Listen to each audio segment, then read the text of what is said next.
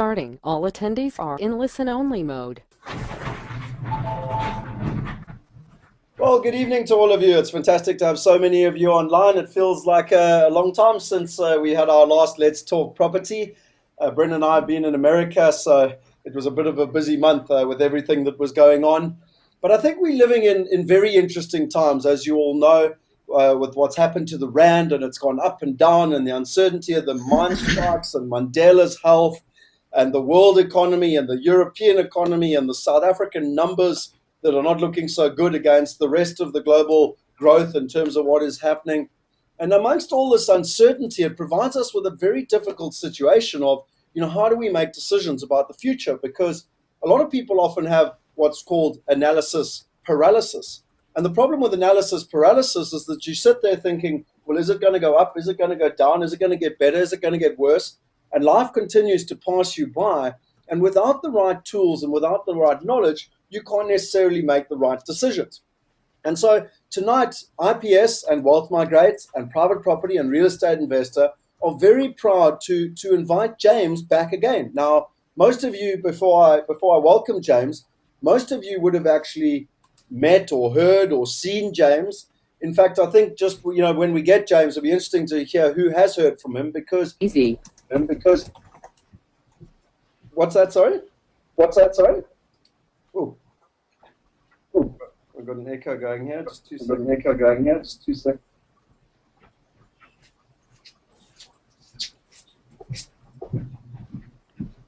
Okay, sorry, we had an echo going. So, just with regards to James, I mean, James is an expert in the brand, and if I show you one of the slides here, why is it so important to actually follow what is happening to the Rand when one's looking at property? Well, if you look at it, we've done some research, and unfortunately, I've tried to do the same research for America, but it's not possible because the American market is too big, too diverse.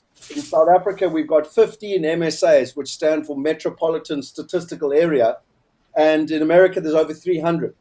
But one that was quite interesting is I got the research all the way back to 1978, which is as far back as research goes, and right through to 2010. And to be honest, this graph would actually be quite a lot worse if I'd continued it through another 2 or 3 years because the Rand has continued to deteriorate.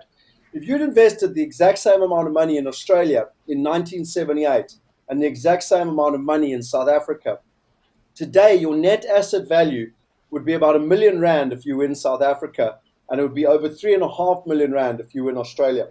So you'd be 3.5 times better off if you'd invested your money in Australia. And this is why, for me, when you look at long-term research, when you look at long-term trends, it is so critically important to understand and to work with an expert, to work with someone like James. Now, my name is Scott, and I'm the CEO and founder of IPS, and I like property. I'm passionate about property. I don't understand the Rand. I'm not trying to purport to be an expert on the Rand, but what we do need to do is to ask people like James. And, we work on the whole philosophy of nature's laws. It's the whole thing in nature that if you work together, you can achieve a lot more. A bunch of birds flying in a flock, 25 birds flying in a flock, can fly 70% further. So my attitude in life is, why on earth would I go out and try and learn all about the Rand, understand all the basics and the fundamentals, or why not go and find an expert? I like property. I like to understand property. So therefore, I don't try and go and stand the Rand or the stock market or bonds or any other type of investment for that matter. I like to focus on what I'm good at. But then when things implicate me, so that this has a direct, the Rand and the future of the Rand has a direct impact on my investments, both locally and internationally, that's when I need to work with someone. So I wanted to actually show you here, and this is actually James's website, and I took this today, and it's an introduction to James. And when I read this a little while back, I thought it's so pertinent, and it actually gave me the idea of getting James involved in another webinar. And my reason for doing it was that, when look at this is his website, and I think the title is absolutely perfect. Are you still looking around for reasons why the Rand has moved when it is too late to protect yourself? Or are you using tools that show you the future with 80% accuracy so you can take action, enjoy less stress, take more time off, and achieve higher profits? Now, that's quite a statement. But I personally interviewed James in November last year, and he gave us predictions. And his accuracy rate since 2005 has been higher than 81%. Now, to be honest, when one considers how much the Rand fluctuates up and down, an 80% accuracy plus is incredibly successful. Then in January, we actually interviewed James and on a webinar. And for those of you that want to, you can go and listen to it if you don't believe what I'm telling you here. You can go and see. And James told us that in the next few months, the Rand would be between 9.50 and 10.30. You can see here, this was on the 16th of January, 2013. And we have a live webinar where he's telling us that it would be between 9.50 and 10.30 in the next few months. Then come along the extravaganza. And at the extravaganza, James very kindly joined us and was actually a live guest at the extravaganza. We had over 202 people turn up and listen to his presentation. And he took us through all the fundamentals of what's happened to the Rand, why it's happened to the Rand. You can see here, this report is from early March. The extravaganza was in the second week of March. And you can see here that the target area was between 9.50 and 10.30. And very interestingly, I asked James at the time, live on camera, if anyone would like to watch it. And I said to James, what accuracy do you think that the Rand will go into this target area? And James, I'm not sure if you can remember, but you said to me, I, from my research, believe that with more than a 90% probability, it'll go into this target area in the next few months. And ladies and gentlemen, we find ourselves today sitting in a situation where if I go into XE, oops, sorry, I've actually got it open for us already. There it is. If I go into XE, which is for me the best website to just look at what the currency is, you'll actually see that we're sitting at 10 Rand 05. So, and we all know that we've actually been as high as, I think 10.28 was the highest that it's been in this thing. So it's perfectly in the middle of his target range. So without further ado, I would like to welcome James. And really, it's a great honor and a privilege, James, to be able to redo this webinar with you. Because I think for those doubting Thomases out there, you really have proved over the last 6 months that what you've shown us actually transpires. And that's why I thought it was so valuable to get you back amongst all this tumultuous change and try and understand where exactly we were going. Because this is what has happened to the Rand since 1990. And, you know, I'm going to hand over to you now, James, but this really is your graph, and it's what you showed people in at the extravaganza. But without further ado, I'd like to welcome James, and as always, it's an honor and a privilege, and thanks to everyone else for being online. The purpose of tonight is to find out what has happened to the Rand, why has it happened, and where are we going. So, James, if you wouldn't mind, welcome.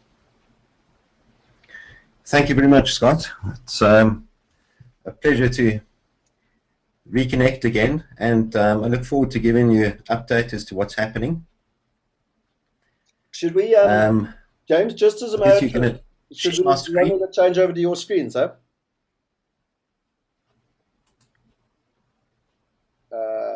You're going to change it over? Yeah, I'm going to change you to presenter. Just while we're doing changing James over, something that James and I were interested in was how many of you have actually been on a webinar and heard James speak. You'll see actually there's a little screen up to the right-hand side with a little chat box. And please just tell us if you have seen James or heard James. So did you come to the extravaganza? Did you come to the webinar? Just write there webinar or extravaganza. I'm just interested of the, you know, we've got a lot of people online tonight, and I'm just interested to see who's heard him before, basically.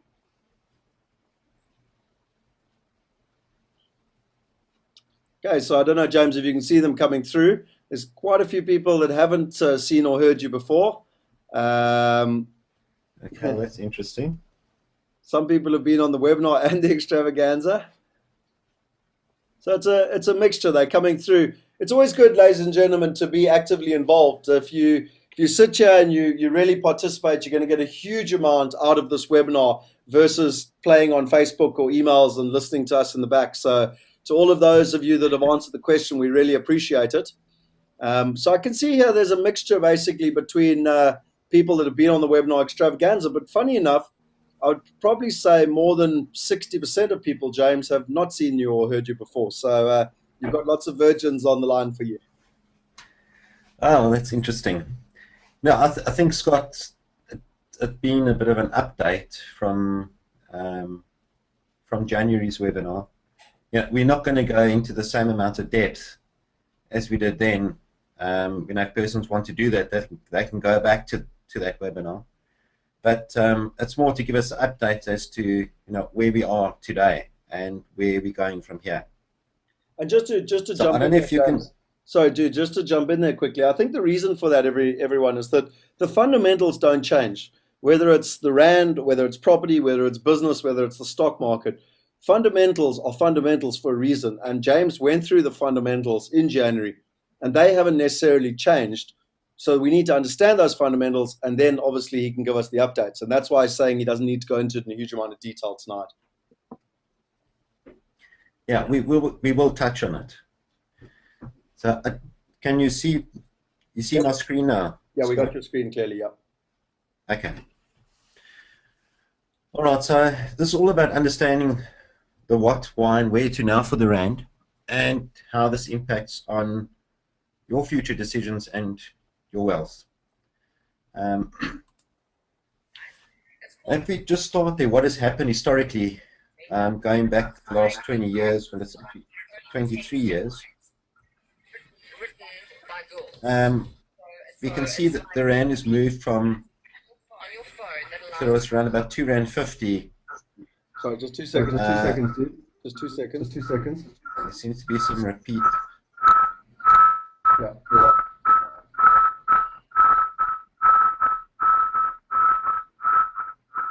Okay, you should be able to go. All right. Yeah, this is the rand's movement from 1990 through to 1030. Well, we've hit about 1030. We're sitting at about 10 now. I seem to be hearing myself there, Scott. I don't know if it's just me here. But looking more recently, from our last webinar,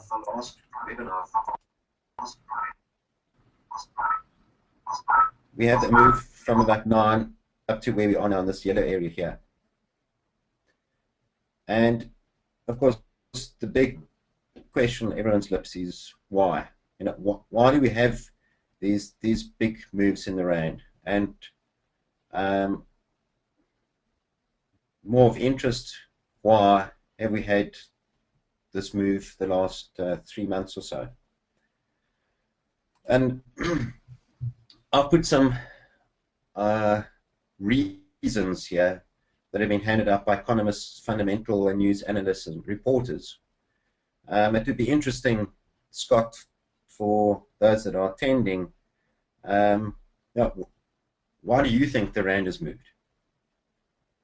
If you want to just put your own thoughts down there in the chat box.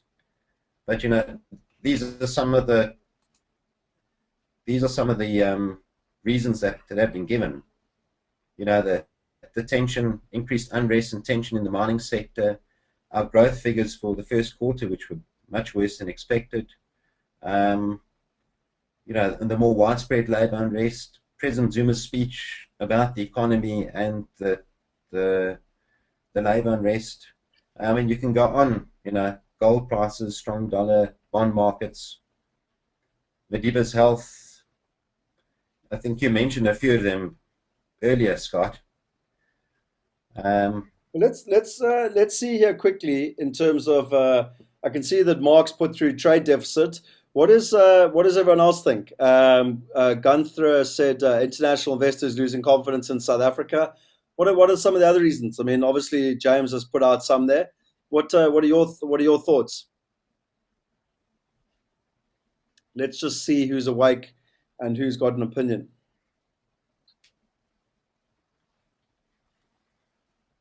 Jeez, we're gonna have to jump up and down and have lots of energy, James. We're battling to keep everyone awake.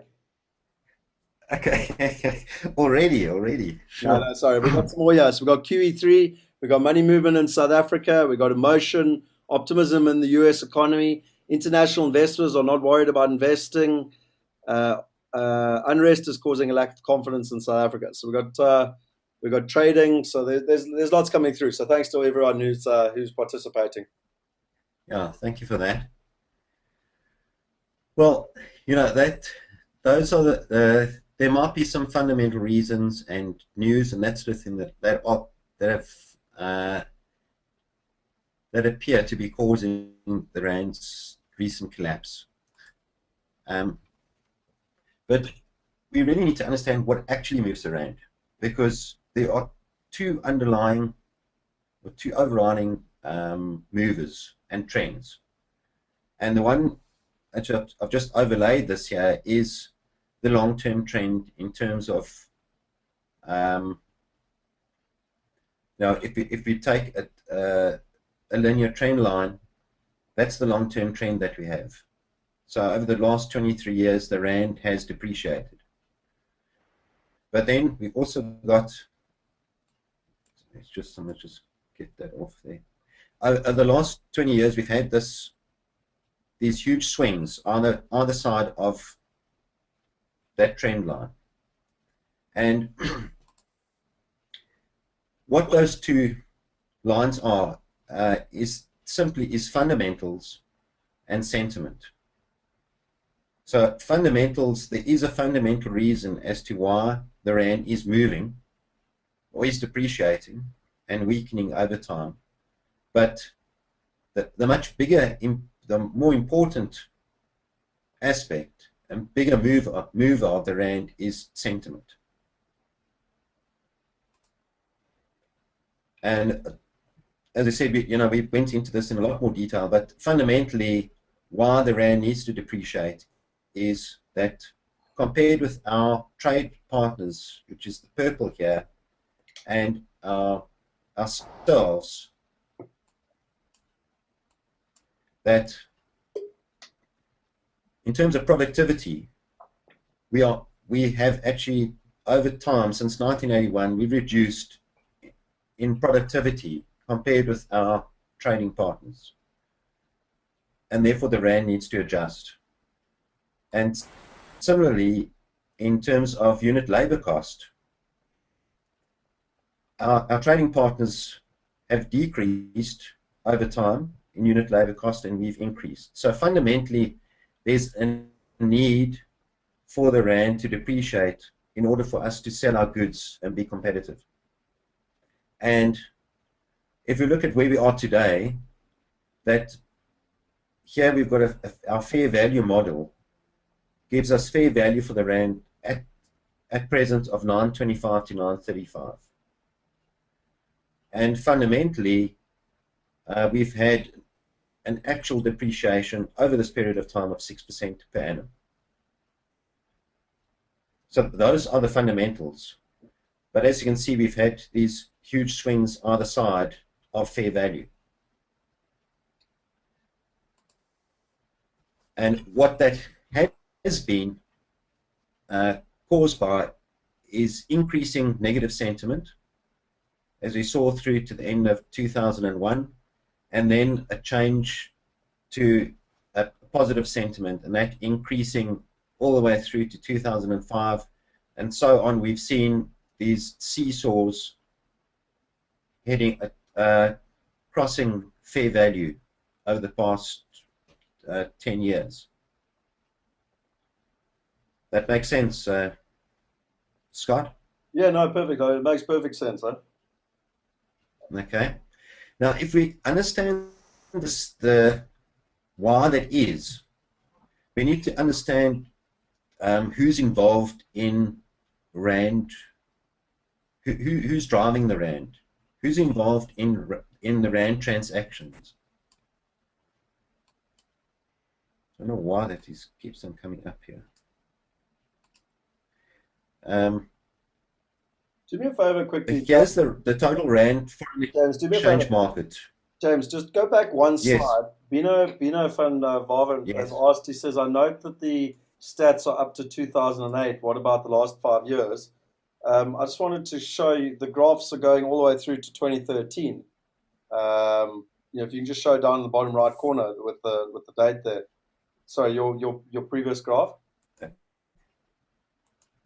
The previous one. Yeah, you see it goes. It's going all the way through to 2013. So just wanted to Yeah, point it is that out. 2013. We perhaps should have a bit of white space here. But this black line you can see here at the right on the edge of the graph is heading to, we're sitting there at the 1030 area. Cool. 10 Thank you very area. much. Okay.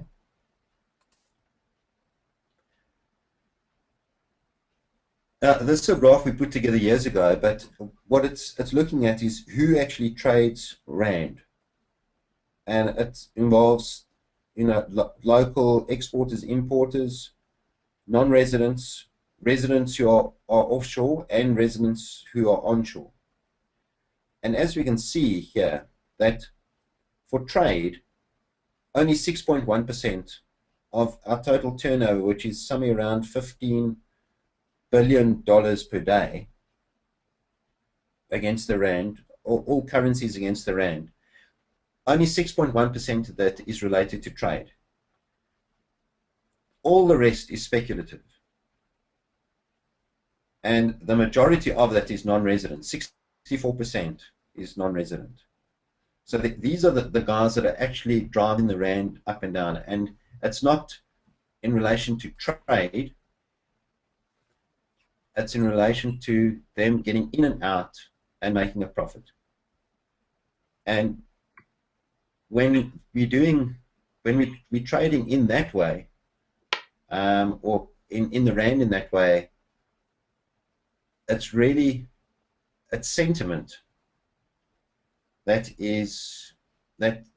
makes our decisions. So as humans, we tend to make decisions emotionally and then rationalize them with logic thereafter. And then that's far more so in a financial environment when we're investing than if we're trading in goods and services. James, just a couple of And more so if there's, sorry. Just a couple of questions here. Bino Yes. said your graph that I presume it was to do with the productivity only went to 2008. So I'm not sure if that is the fact, but I presume in terms of from your productivity, it's still the trend has still continued, that our productivity has continued to devalue against our trading partners, and our cost of labor has continued to increase in comparison with our trade partners. Yes, it has. And one of the reasons why that hasn't been updated is that our trading partners have actually changed quite substantially the past 4 years with the introduction of great introduction of China and others from the East. And we haven't got the amount of data going backwards with those countries. But that figure will probably have deteriorated even more. But we are in the process of trying to get as much information together and updating that. But yes, it's as bad, if not worse. Then, so apologies if I get the name wrong, but Naja Rajan has asked, is it possible for Mr. James to repeat the fair value? You had that at between 925 to 935 at the moment. So fair value for the rand to the US dollar was 925 to 935. There you can see it there. To 935. Top right corner, yeah. 925 to 935. And then lastly, Lani has asked, please define speculative. I think it's the next graph. And I think, my understanding of speculative is that it's people just buying and selling the rand and effectively trying to make profits out of currency. Well, it's speculative and investment. It's very different from just buying and selling goods as a business. It's persons coming in here that are going into our bond markets, going into the stock markets, coming into property, and even into money markets here. there's no assurance of what the future value is going to be. Okay, so there's speculation in terms of future value, and they're coming in the hope that they're going to make a return, and that the rand, hopefully for them, is stronger when they want to take their money out again. So it's all investments where there's uncertainty of the future, and so there's no rationality of pricing like there is between a buyer and seller of exported and imported goods. But surely the one thing that's very important there is that if someone was bringing money in because they were buying a coal mine, then they're in it for the long haul. They're building infrastructure. They're here. Whereas where it's speculative like that, it can come as fast as it can go, and that's why we like a little cork bobbing on the top of the ocean. Yes, and most of our money that is being our foreign money coming in has been that what they call hot money, sitting in bonds and stocks and money markets, and that can go out at any time. Okay, excellent, thank you. Okay. So just to go back here, the speculative and investment, that is really it's sentiment driven. So as you put here, where there's uncertainty, you're taking a bit of a gamble as to where the rand's going or what you can make here in bonds and stocks and money markets and that sort of thing, again, with your capital. What we unconsciously tend to do is we herd. We seek safety in the crowd. So we look what everyone else is doing and we do the same thing. If you phone your bank manager and you phone your financial advisor and you take advice from your sister-in-law and all that sort of thing. And if we look at a market like the rand, the market isn't a reflection of economic data. It's a reflection of patterns of mass human emotion. It's persons' reactions to information, depending on how they're feeling at that point in time. And what those patterns do is they flow from one extreme to the other, and we know this ourselves, from hope and greed to fear and despair and back again. So you've probably had that experience yourself, Scott, where when the rand has run, that is where persons panic and want to get their money out and invest offshore. Well, James, I mean, the stats are quite horrific, actually. In South Africa, over 80% of people invest offshore, not just in property, but shares, stock market, whatever, actually lose money. And the reason being is that they don't make strategic investments, they make panic investments. And there's about three major drivers, and I'm not going to go through them all, but one of them is because they panic whether the rand's going up or down, and they don't make strategic investments, which for me is the whole purpose of tonight, to help teach people how to make strategic investments. Yeah, that's and then when the rand is sitting down at 7 or 6.50, they're complacent. We all, when I say they are, we're complacent about investing offshore. We say, no, we'll just wait for it to get a bit stronger, or no, it's going to stick around here for a while. So I'm comfortable here. When that is actually when you need to be taking action, but we don't. And it's those emotions that actually drive the markets from one extreme to the other. And because we tend to make similar decisions in similar circumstances, history does repeat itself. That those patterns of human behavior and emotion repeat themselves in smaller and larger time frames. And because that is so, there is a predictability about the markets, if you understand what the patterns are. And that is in essence what our service has been since 2005.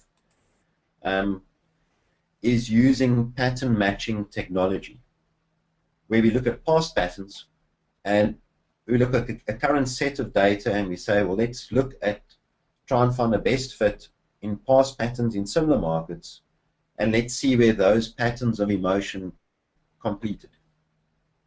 And so that is, I'm showing you the same chart that you showed earlier, Scott, but that is what provided this picture as to where we expected the rand to go over the next few months. It was based on similar patterns of emotion. And as you can see here, we expected the market to rise in this 5-wave pattern up into that 950 to 1030 area. And if you looked at the longer term, which I think we also gave on the 29th of January, we said, yeah, the market is expected to rise strongly, targeting 1750, a break above here, confirming a move towards trendline resistance around 1030. So that was our longer term one that was issued back in November. But most importantly there, just to point out there, your longer term trend, so your couple of year outlook, is that the rand is going to be sitting between 14 and 20, what was it, 21, between 14 and 21 to the US dollar in the next couple of years. Yeah, so this is due for an update now. Now that we are around that area, which we actually have tested, as you know. But this is what happened in the months following, and I just did an overlay of our pattern. How we expected the market to unfold, and you can see apart from the slight deep move down here, that's exactly what the market did. And we couldn't do that if the market was just random events that were caused by random events and news. But because it's caused by sentiment and waves of sentiment within larger waves of sentiment, this is what gives us the ability to provide some probability as to a market's expected movements in the future.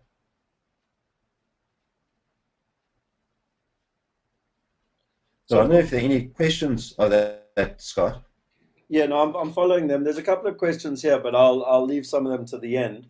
They are relevant, but some of the questions I'll ask at the end. I mean, look, for me, I mean, I think the most important thing is that this graph shows me with quite a lot of clarity, and I'm not a whiz kid at this stuff, but for me, this makes sense to me that, there you've shown us what was going to happen, then you've actually shown us what happened, and they're very much in line with kind of where we're at. And my question to you would be, based on your science and based on your research and based on your technology, where to from here? I mean, where are we going in from here? Okay, well, first of all, we'll get back to this, but what is just given us is a change from 100% uncertainty that we've had since 2005 and been able to understand what goes on and use our technology the way that we have. From 100% uncertainty as to where the market's really going and all the implications of that. We now have 80% certainty of where the market's likely to go. And yes, it can be 20% wrong. It's 20% wrong some of the time, but it gives you a framework and the parameters to make educated and informed decisions and take action. But if you're looking at the way forward now, Sorry, I've just taken these snapshots. James, just before you go to the way forward, I always like to use analogies, simple analogies. If I went to a doctor and I sat down with a doctor and he said to me, listen, I've got an 80% accuracy or better, that that you've got a terminal disease, and if I've got, but if you come to me now, I can help you, maneuver it, and I can help you get better with an 80% plus accuracy. I think everyone would be pretty stoked with those type of numbers. And I'm using a pretty dramatic example, but people need to realize the impact of how important 80% is, and how important this research is to helping them make, as you said, educated, informed decisions about the future. And when we did this in November, when we did it again in January, and when we did it again in March, a lot of people didn't take action because they thought to themselves, well, maybe he's wrong, and their gut feel tells them something different, or as you said, their mother-in-law told them something different. But hopefully now, with the benefit of hindsight and the benefit of actually seeing what James told us, and then real life taking place, and the two being, very, very much in line, people can now see the importance of what you're about to show them. No, that's very important, Scott. There's nothing worse than having total uncertainty where you are, because it just, for yourself, the stress, the doubt, the lack of focus, everything. You can't think clearly unless you've got a framework to work within, and this is what has helped so many of our clients and ourselves in just having that roadmap as to where we're expecting the market to go. So if we just have a look at today's update here, we had this move up to 1035.90 just over a week ago, and then a bounce off the sort of a 983 level. We are still expecting a deeper move down into our 990, 940 target area. So we could have a bit more strength in this area, but the preferred scenario is for a deeper move here the next week or two. Now, if we have a break above this 1035 or 1014.75 area, that would jeopardize our outlook and suggest that perhaps this pattern is completed. But that would only be so if we broke above the 1035.90 area. So that's what we're looking at. We're still 80% probability that we're heading down into this area the next few days. And then our near-term update, which was the 12th of June last week, was expecting a move back down to the 990 to 940 area. Now, we did have a dip into there, so this will need to be updated in the next few days itself, and we should find out shortly whether that pattern, how far that pattern is going to go before it completes. But in the bigger picture, although we've had a move up to that 1028, 30, 1035 area, you said this next few months chart is here the 3rd of June, which is earlier this month. So this is also due for an update the next week. We were expecting a final push or thrust up to the 1050 area here before we have some more retracement. So overall, we're expecting a push up and then some retracement back to sort of the 950 area. Or if that pattern if this pattern has completed, we might just have a push straight down into that area, into that 990 to 940 area. So the next few days should clarify that picture clearly, and this will be updated the next week or so. James, just in my interest, so if I was to take the next few months, call it, yes, I don't know, even through to December, someone actually asked, Natjaranjan asked, how does one work out how long it is? And you can actually see down the bottom, you've got the months. So if people based on a scale, just you can project forward. So, but anyway, let's say I take the next 3 to 6 months. What would be the kind of the best case scenario for the rand? Are you saying kind of around 940 would be the best it would recover to, based on your probabilities? 940, it could. We might get a little bit lower than that. If this is a 5-wave pattern that is in play here. Once that is completed, we're probably going to move down to 950, but perhaps a bit lower than that. So best case scenario would probably be, I suppose, 930, somewhere around 930, perhaps slightly lower. And what would be the worst case scenario? The worst case scenario is if we break above that 1050. Because if you look, as we showed you on the longer term chart, we've had this resistance trend line. If you take the top of the 2001 high and the 2008 high, and we draw a trend line here, we now have basically touched that trend line, which is around about 1050 now. So that's why I'm still expecting a test of that level. But worst case is if it actually breaks strongly through here, and we have a move to say 1060 or 1070, we could be heading to mid-11s, back up to this high. Okay. But then, over the next few years, we're heading up to 1250 minimum, but more likely 14 plus. And what type of, when you say the next few years, what type of time frame would we be looking? Well, we've taken this change in trend here was back in 2011. So we've taken about 2 years to get up to where we are now.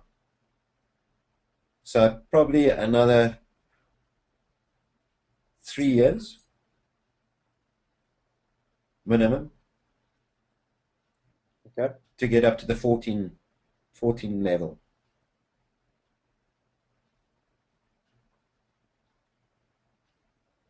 Okay. Okay. Yeah. Then just to go on to the the long term, if we have a big reversal around this level, this 1050 area, which there's probably a 30% chance of that. We could see this corrective pattern extending into another wave before we see this big move up into the 14 area. So overall, the trend is weaker, but there's a 30% chance of a final retracement. But it's not something I would bank on, because there's quite a lot of momentum that's in the market at the moment, which is more likely over the next few months to break that 1050 level. Does that make sense? Yep, perfect. Yep. Okay. So I don't know what more you'd like to have me show, Scott. Well, to be honest, James, that's absolutely fantastic. See, what I wanted to do now, and like I've done with Clem Santa as well as yourself in the past, is I want to show people how to take that research and to practically use it. So I don't know, James, if you're okay for time, if I can show them some spreadsheets and then we can do questions at the end. Would that suit you? That's fine. Okay, cool. Okay, let me just make myself back the presenter. Sorry, I'm working on a Mac for the first time. How do I do that now? Where am I going? Make presenter. There we are.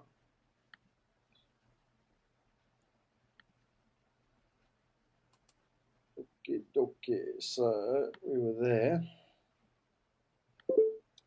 So I think James has taken us through, why it's happened and what's going to happen. I think for me, just a very basic graph in terms of what James has said is that over time, with a probability of 70% greater, and even more if one takes into account the longer term trend, the rand is continuing to devalue and the cost is increasing. Now, for me, the cost, there's no difference between sending your child to a international university, going on a skiing holiday, going on an international holiday, buying an international property, buying an international investment. The bottom line is we've got to equate our wealth on a even keel from a global standard point of view. And so our purchasing power is decreasing and the cost on a first world level is increasing. And unfortunately, our problems are continuing to expand and differ between them. So what I wanted to do was to actually show you a spreadsheet, which for me breaks down exactly what James said. So what I've learned in the past with, let me just make this a little bit bigger so that everyone can see it, is that I've often in the past, learned from someone like James or Clem Sunter, and the guys have fantastic research. What I always like to do is say, okay, fine, that's great, but how does that impact me? Based on what James just told me, do I invest now? Do I wait until it gets to 940? Do I wait another year? Do I maybe wait 2 years, or do I do nothing? Or do I put my money in the bank in South Africa, or do I invest in South African property because I understand the market great? And I think the important thing here is that this is not about passion. This is not about sentiment. This is about wise and studious investing. And if you've got the numbers, and you, as James said earlier, if you've got the numbers, you can make educated and informed decisions. So for me, I'm a passionate South African. I absolutely love South Africa.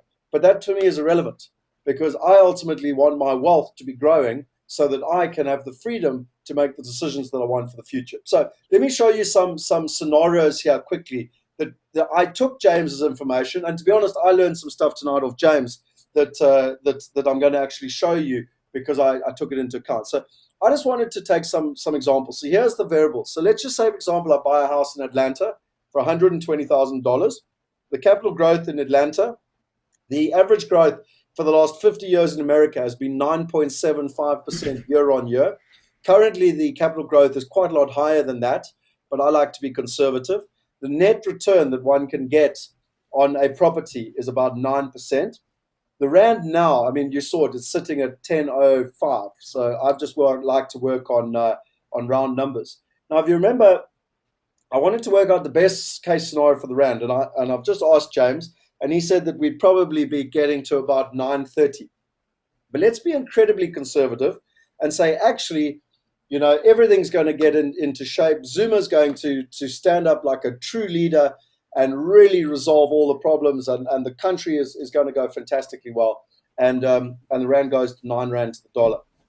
And then the worst case scenario, James actually, as I said, 1150, so it's quite a lot higher. But let's just say that let's just work on 11. Let's be more conservative.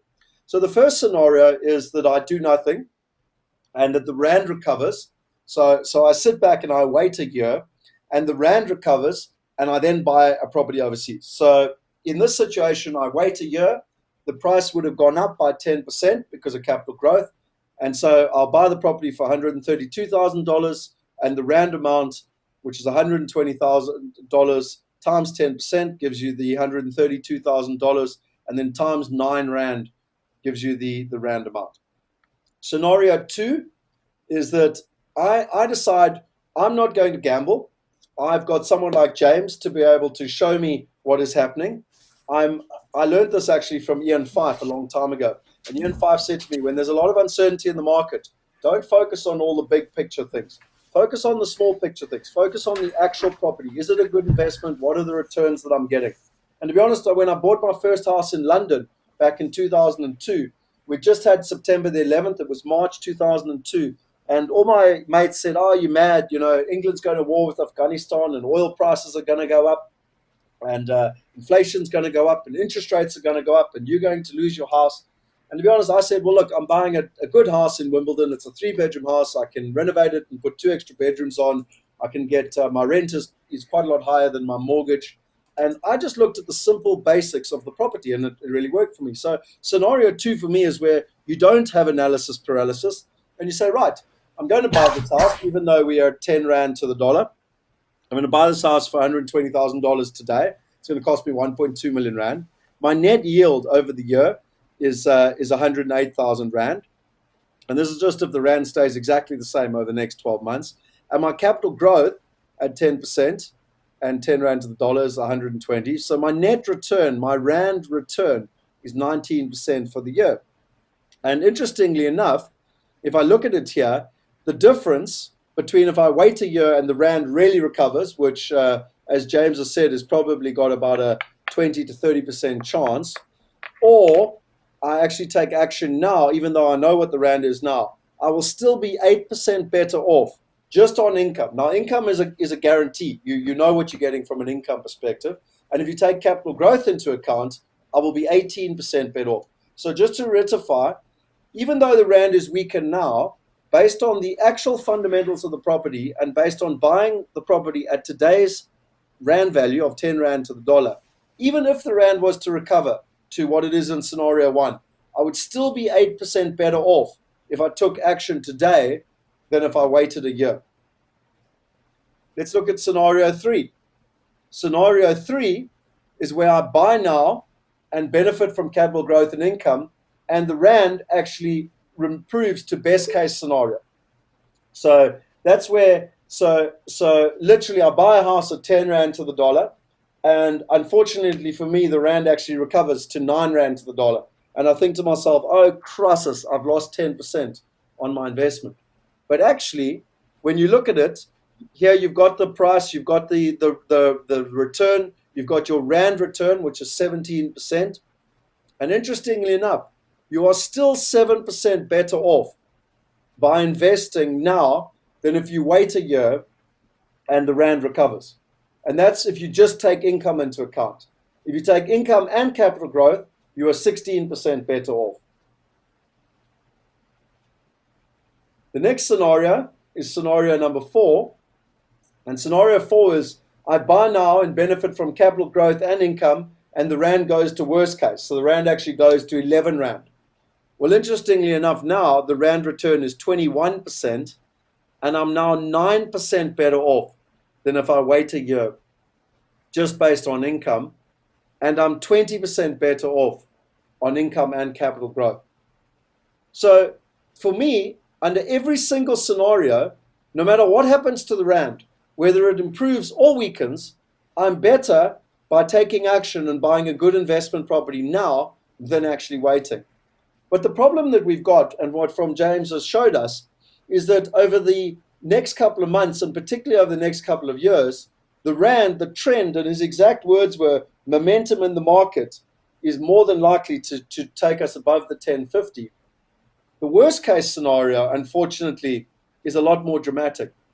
And so the worst case scenario is I wait a year, and that same property for $132,000, I was hoping it was going to cost me 1.1 million Rand. It actually now costs me 1.4 million Rand. And if I'd waited, that's what it'll cost me, 1.4. But if I take action today, even if I buy it at 10 Rand to the dollar, I will still be 25% better off on an income basis and 40% better off on income and capital growth if I buy it at 10 Rand to the dollar. I'll be 24% better off even if the Rand was to recover to 9 Rand to the dollar. And that's on income, and that's capital growth, 38%. And finally, even if the Rand went to worst case scenario, I would still be 26% better off, and 42% if I took income and capital growth. So for me, if I take James's scenario planning, and I take that he's got a probability higher than 80%, and I take that he says to us that we're going to be in the 70 to 80% range, that over the next couple of months, this is going to happen, and over the next couple of years, it's pretty much definitely going to happen. It's just the timing of how long it happens. For me, common sense tells me that there is no reason that I would delay. And I tell you, I haven't done this for anyone else. I did this for myself. because I'm also investing at the moment, and I'm investing as much money as I can possibly get my hands on. And the reason I'm doing it is that I did this scenario planning so that I understood. And then the last kicker for me was, what happens if I can leverage my property in America so that I can double my money? So if I've got $120,000 and I can mortgage it at 50%, I can now buy $240,000 worth of property. I'm getting a 23% return on my investment in terms of my rand amount. And now, even if the rand was to recover, I'm still 4% better off. So to best case scenario, I'm 22% better off in terms of capital and income. So 4% just on income. And if it was to go to the worst case scenario, I'm 21% better off and 44% better off. So for me, it's absolute common sense. And that's the best case. Obviously, the medium case and the worst case, the numbers are higher. For me, common sense tells me that it makes perfect sense to actually use the scenarios and to look at it. I then went a bit further, and I call this my freedom calculator, because I took all four of those options and I said, where does that actually place me over the next 30 years? So you'll see that I took a 30-year view, because for me, I'm 36 years old. So I want to know where I'll be when I'm 66. And I said, right, there are 5 options that I've got with my money. The first option is that I leave my money in the bank in South Africa. And even though it's quite a high interest rate, I'm going to work on the fact that my 1.2 million rand grows at 8%. But I've got to take a devaluation factor. And I found it quite interesting, James. I've worked on 5.6%, which was the number that you gave us when we were there in March. But I know that you've actually increased that now since 1990 to 6%. But anyway, let's be conservative and leave it at 5.6%. So that's the year-on-year devaluation of the rand. And I've then worked out my net asset value in dollar terms over the next 30 years. My second option is to buy a property in South Africa. So I invest 1.2 million rand. The long-term trend, and I'm not sure how many of you know this, but actually over the last 30 years, the capital growth year-on-year in South Africa has been 12%. I'm going to work on a rental net yield of 8%, which again is pretty high by South African standards, but I'm going to be conservative. And I've got the rand devaluation factor, and it works out my net asset value in dollar terms all the way through for 30 years. Then option 3 is I wait a year. So a lot of my clients are saying to me, yep, look, James has just told you it's going to recover to 940, so I'm going to wait a year. And in a year's time, I'll buy. And I say, yep, I understand what you're saying, but you do realize that you're going to lose out on the net income that you can earn from your property, and you're going to lose out on the capital growth. And more importantly, the properties are becoming more expensive. So you'll actually see here that they start to only benefit after a year, and the property, they start from a higher base. Even though the rand is 9 rand to the dollar, they still start from a higher base. And then you've got the growth and you've got your net yield.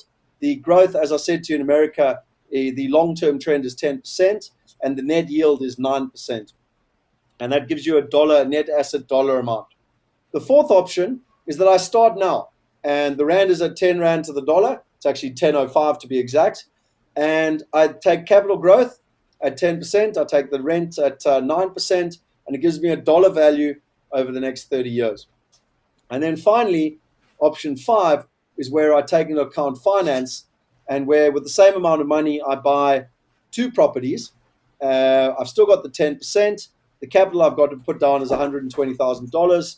My inflation is 3%, and inflation is important because it'll work out the actual rental net yield. And this is where you've got to get a little bit complicated, because the rental net yield is now not so easy, because it's got to take into account the mortgage factor. And I'm not going to spend a lot of time on this, but we've got full-on cash flows on every property. So you'll see here, this property, I'm buying it for 120. My interest rate is 9%. I'm getting a 50% loan-to-value mortgage, and I've got my rental. And it's got all the facts and figures, but the most important thing you can actually see here is that my net return is sorry, just 2 seconds. My net return is actually this number here. So it's 3278. So I get my income minus all my expenses, my net return is 3,278. So if I go back to the spreadsheet, you'll see here that I've worked, because you've now got two properties, so your net return is 3,278 times 2. And then it escalates through at 3%, which is the long-term inflation. You've got the mortgage. Now, I've worked on interest only, so you're not even paying down the capital, so the mortgage just stays exactly the same.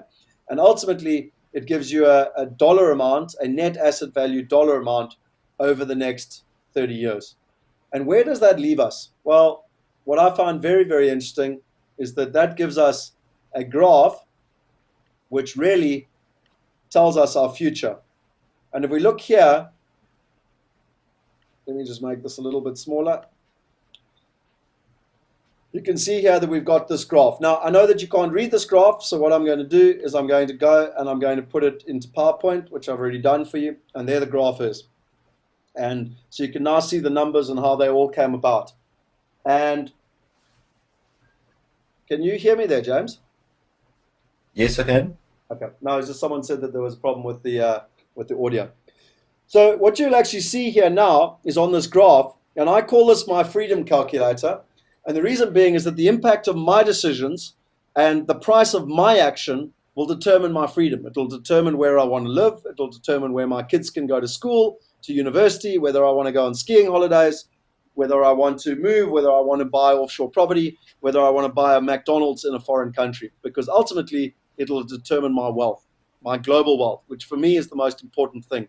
And having lived in London for 9 years and having half my family of Zimbabwean heritage, for me, this stuff is critically important. So, option 1, if you put your money in the bank in South Africa at an 8% return, you will have a net asset value of about 280,000 Rand. Sorry, $280,000 over 30 years. If you invest your money in a South African property, you will have a net asset value of about 750,000 US dollars. If you invest your money in a year's time, now remember, you lose out on the benefit of compound interest. And even though it's only just 1 year, over the next 30 years or the next 29 years, it has quite a substantial difference. And your value, your net asset value, is now $2 million.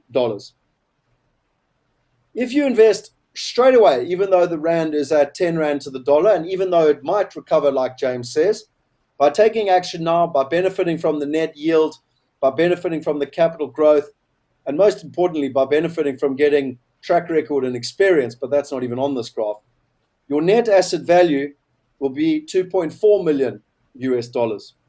And option 5, which is starting now and using finance, over 30 years, your net asset value will be over $4 million. So the difference of leaving your money in the bank is 222% between that and investing in South African property. It's another 174% if you invest in South African property or if you wait for a year to invest overseas. It's another 10%. 10% is a lot of money over your future if you just wait 1 year. And it's another 79% if you actually mortgage. So what does that mean in holistic view? Well, you're 1,634% better if you invest overseas versus putting your money in the bank. Basically, you are 16 times better off. And you are 439% or 4 times better off between investing in South Africa and investing overseas. And that includes investing overseas today at 10 Rand to the US dollar. So even though James is saying to us that it might recover, it also might not. And the important thing is that I like to work on facts and figures like I did in my London days.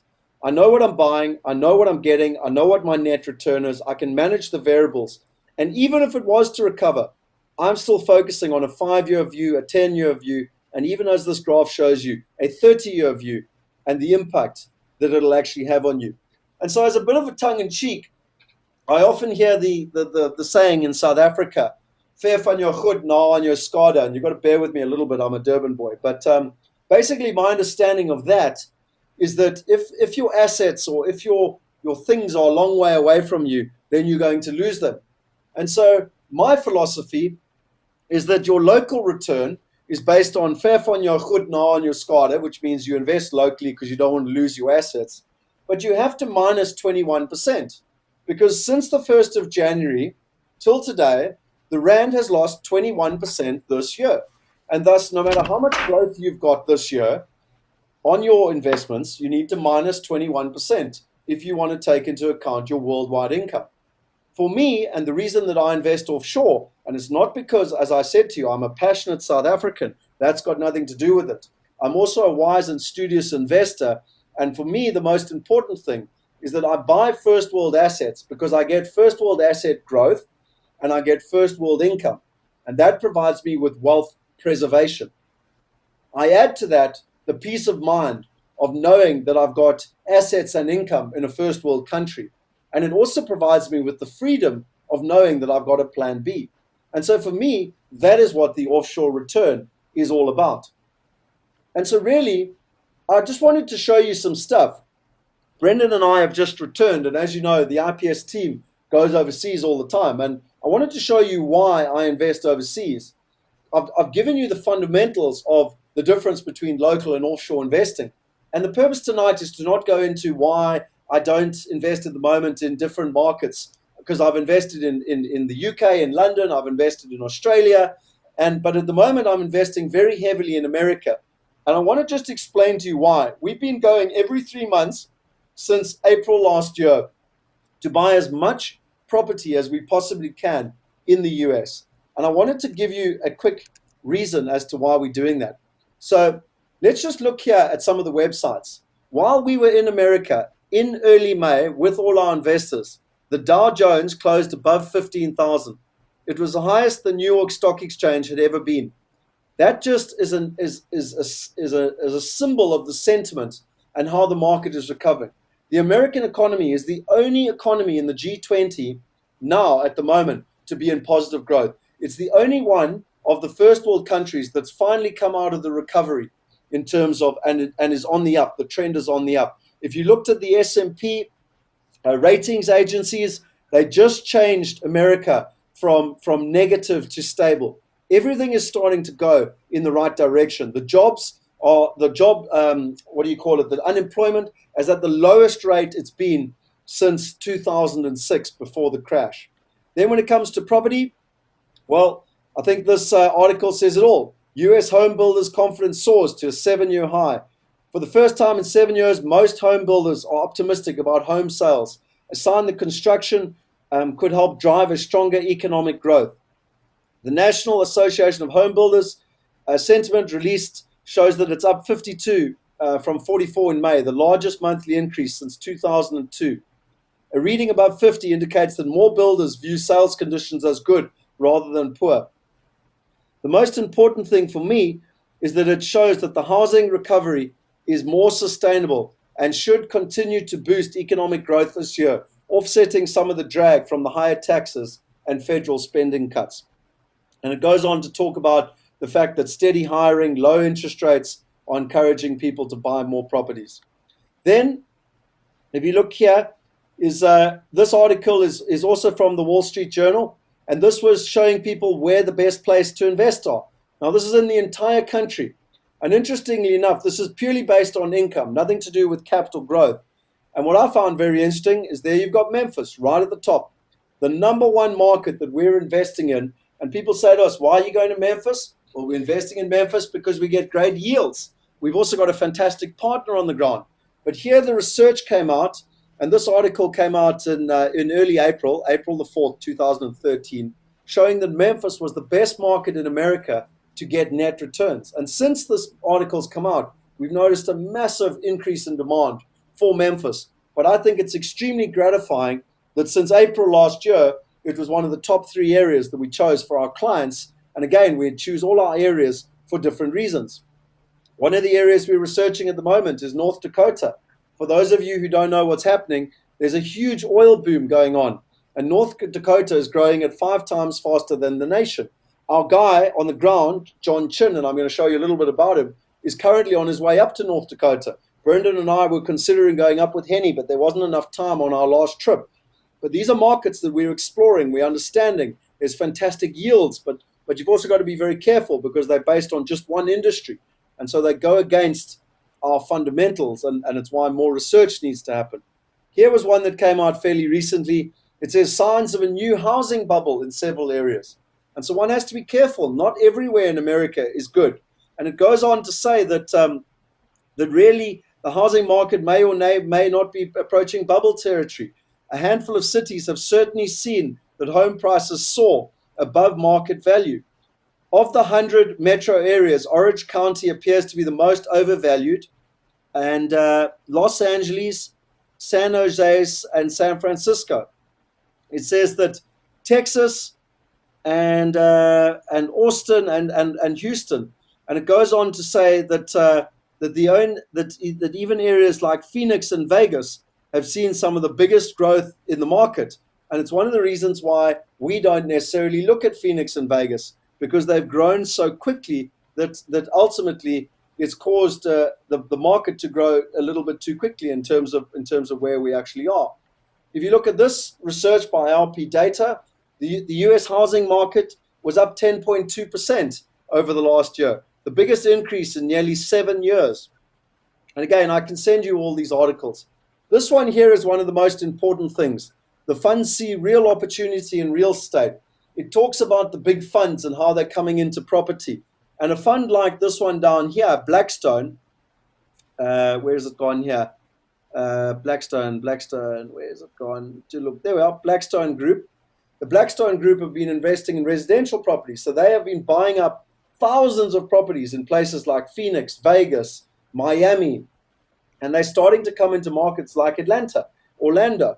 And that's why we're starting to see huge amount of demand for property, so much so that it's very difficult to actually get property. It's very difficult that the demand is incredibly difficult in terms of actually finding and sourcing property, and in terms of where you are, because of what the funds are doing. This was interesting, came out recently, again, was in the newspaper while I was there with Brendan. A survey shows that over 50% of Americans expect house prices to rise. It shows you that the sentiment has completely changed now, and that people are very much in the positive in terms of where things are going. And anyone that understands property understands that sentiment is one of your most important things. So you can see that pretty much overwhelmingly, no matter where we looked when we were in America, and it was what we got on in terms of our own experience, it was what our clients got, but the market was moving dramatically in America, and things were really starting to happen. People ask us where we invest, and hopefully people can guess the city on the left, but we've consistently invested in Orlando. The reason being is that Orlando is one of the anchor tenants. It's had some of the best capital growth in America. It's got good net yields, and it's got a strong tenant base based on Disney World. Then we've also invested in, and also we've got very good partners in Orlando. In Atlanta, we've invested there. It's one of the top 4 cities in America, one of the 4 biggest cities. It's the transportation hub of the Southwest. It's got the biggest airport, the second biggest airport in the world. It's got a number of the big Fortune 500 companies in CNN, Coca-Cola. In fact, over 75% of the Fortune 500 companies are actually based in Atlanta. And what I really like is that from an affordability perspective, you're buying properties at 40 to 50% below replacement value. So if it costs $200,000 to build a house, and I can buy it between $100,000 and $120,000, that is significant value. There's also great demand, and our partners on the ground there are very, very efficient. So that's been a great one for us in terms of single-family homes. Orlando tends to be sectional title apartments, or what the Americans call condos, in terms of what South Africans like. It's low maintenance. You've got a body corporate to look after it. Then the other area that we've been investing in is Memphis. I've already said to you about Memphis. It's the biggest transportation hub in the whole of America. It's got the Mississippi River. It's got FedEx, which has over 30,000 employees itself. It's got the Nike distribution center, the Disney distribution center. It's got more railroads than any other city in America. It's got more trucking head offices are based there. And because of that, you're dealing with a lot of blue collar workers, but very good, strong net yields. Not as good capital growth. The capital growth has tended to be about 4% year on year, but very good net yields. And the other thing that we've got in Memphis is actually financing. So if you're interested in any of these areas, just type in Atlanta, or just type in Orlando, or just type in Memphis, and we'll be able to get back to you and give you more information about the areas. And then New York, for me, is New York. I've invested in London. I've lived in London for 9 years. And I believe if you buy in the right areas, if you buy close to tube stations, then one can do incredibly well. And we've got an area which is 3 stops from the World Trade Center. The World Trade Center is going to have over 500 million square feet of retail space and a million square feet of office space. And sorry, it was 500,000 square feet and a million square feet. So 500,000 of retail space and a million square feet of office space. So you can imagine how many employees are moving into the area. And we've got opportunities that are literally 3 stops from that. For me, it doesn't necessarily make sense to buy one-off apartments in New York. The opportunity is much more through Wealth Migrate, where we are buying whole buildings. And then lastly, I wanted to ask a question here and see who's still awake. Who here knows Warren Buffett's philosophy for investing? Now, it doesn't matter if it's a property or a business. Does anyone know who here has read one of Warren Buffett's books like Snowball? How does he actually invest? What is his philosophy for investing? Come on, tell me in the dashboard. Let's see if anyone can get it right.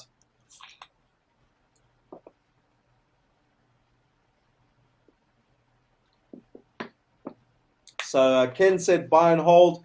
Dave said buy and hold for the long term. Doug said fundamentals. Only invest in what you understand. Cash flow, long term. Invest on fundamentals for the long term. Get greedy when others are worried. Get worried when others are greedy. Value investing. Buy when the chips are down. These are all very good. They're all correct. Most of you have obviously read the likes of Snowball. And if you haven't read Snowball and you're interested in money and wealth, I would highly recommend you read it. It's the biography of Warren Buffett. It's the only one that he gave permission to be written. And it's highly, highly informative. Kanya says, don't follow the herd. So I can see there's lots of answers, but I'm still not getting the right answer. And for those of you who don't know, Warren Buffett, if he's buying a property, he actually pays someone to tell him why not to buy the property. If he's buying a company, he pays someone to tell him why not to buy the company. Now, if they can prove to him that he shouldn't buy the property, then he pays them. If they can't prove to him that he shouldn't buy the property, then he doesn't pay them. So the onus is on them to prove to him that he shouldn't buy the property. Now, think about that for a little bit. How fantastic is that logic? Because what happens is that every single investment in the planet has a downside. It always does. And like my uncle taught me at a very young age, he said to me, Scott, always understand what the downside is. And if you can manage the downside, then everything else is upside. And so what Warren Buffett does with his philosophy is that he gets shown what all the problems are. And he can then decide whether he can manage those problems and whether he's going to invest or whether he's going to walk away. Well, my question is, how do we use that? Well, very simply. For those of you who came to the extravaganza, John Chin is our guy that we have chosen in America to be our deal kill. His philosophy is if he can't kill it, invest. And basically, he does all our real estate analysis. And I wanted to share with you a quick website, which is his website. And let me just get it up here quickly for you. You should be able to see my screen. Yep, there it's coming up now.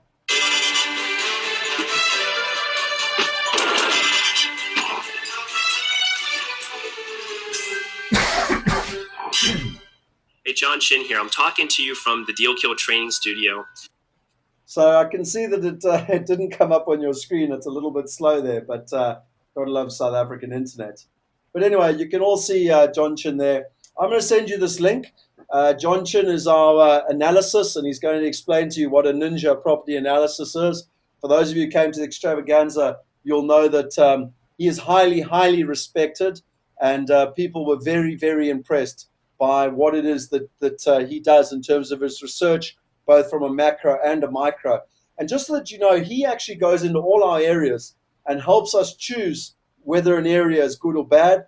And when we're doing our big investments with regards to Wealth Migrate, he is the guy that we have paid to use the Warren Buffett philosophy, paying him if he can find a reason why we shouldn't invest.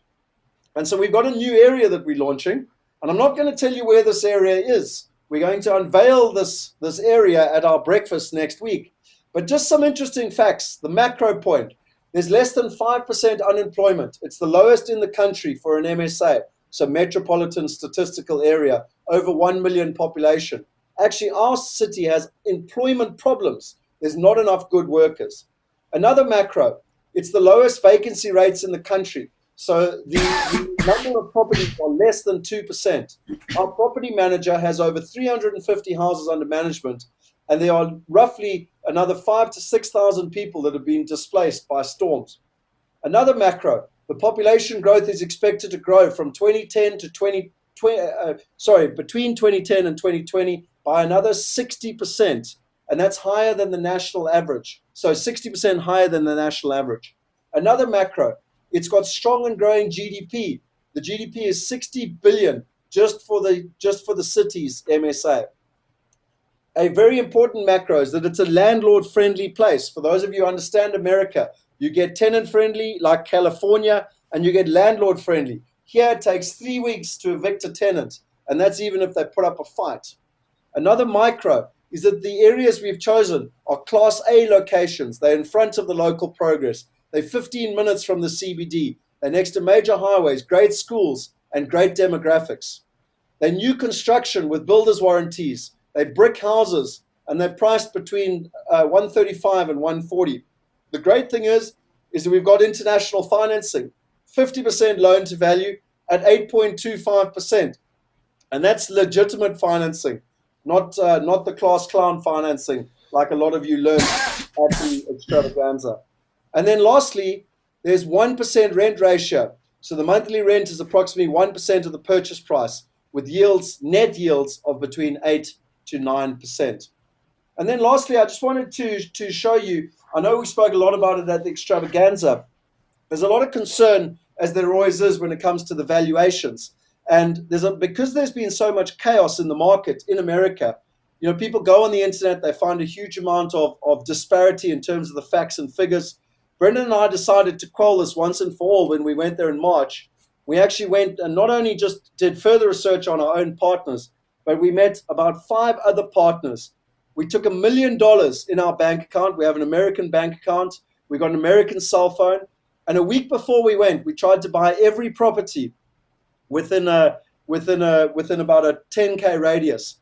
And do you know that not one single person got back to us? We didn't get one telephone call. When we looked into it, there were huge amounts of challenges with the valuations. So we have complete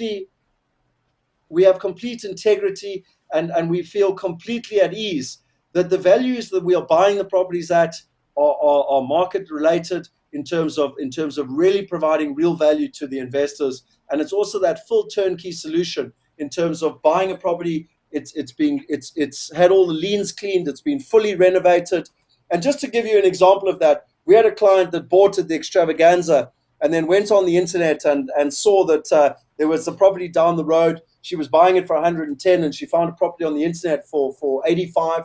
So we got hold of our partners in Atlanta, and we asked them, and they said yes, no, they know exactly about the property. It's actually a short sale, and for the purposes of tonight, I don't have enough time to go into that, but basically it's a bank repossessed sale, and they've actually got it under contract.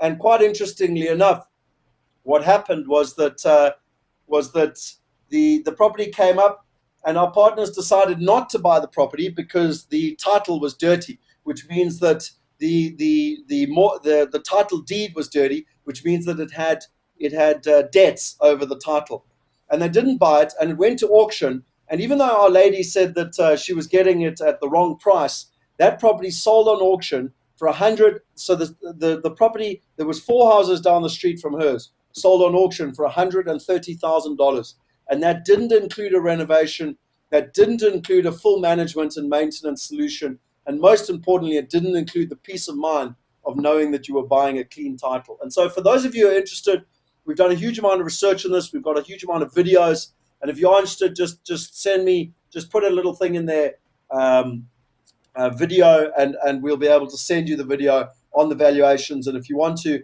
we can go through it in a lot more detail for you. So really, from James and I's perspective, the question is, how are you going to react?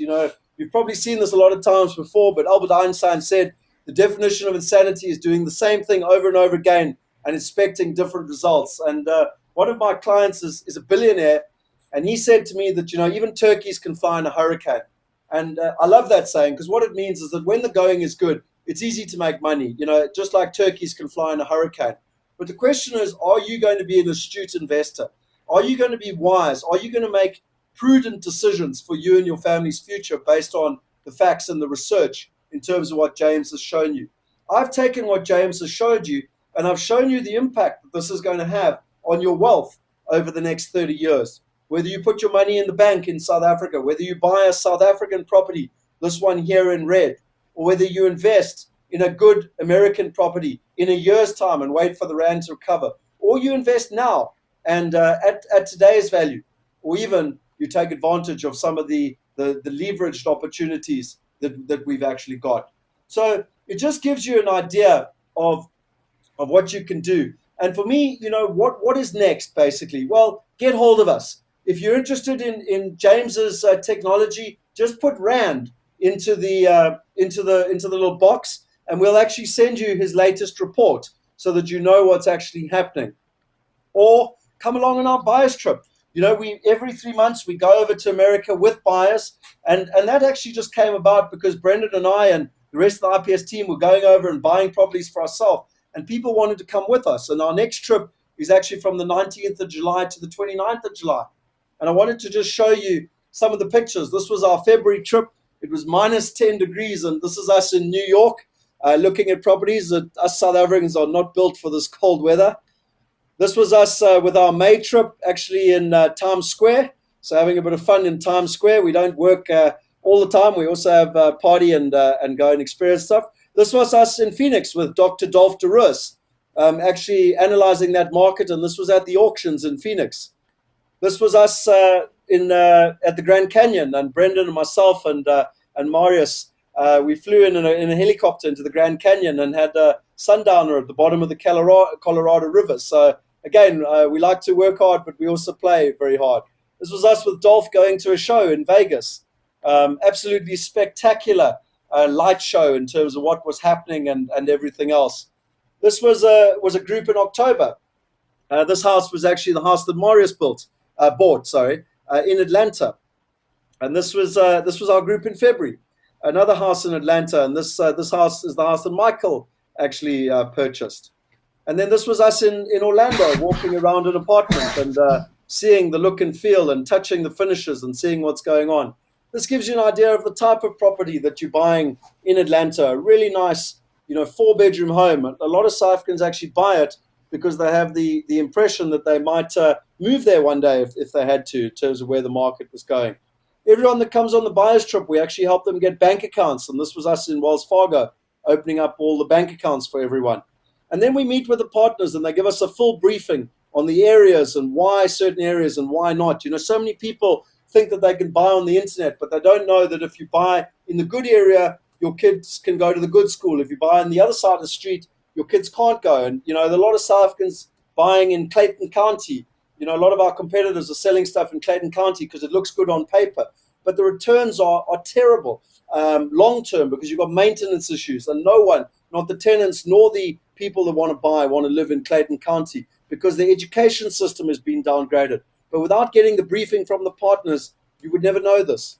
This is the dinners that we have, where you've got the management agent, the lawyer, the accountants, the inspection agents taking us all through the entire process so that you meet the entire team. This was a different dinner in a different city, learning from the different partners in the different areas.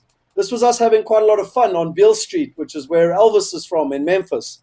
And so I'd highly recommend a night out on Beale Street. And this was my birthday, actually, in Atlanta in an authentic barbecue place.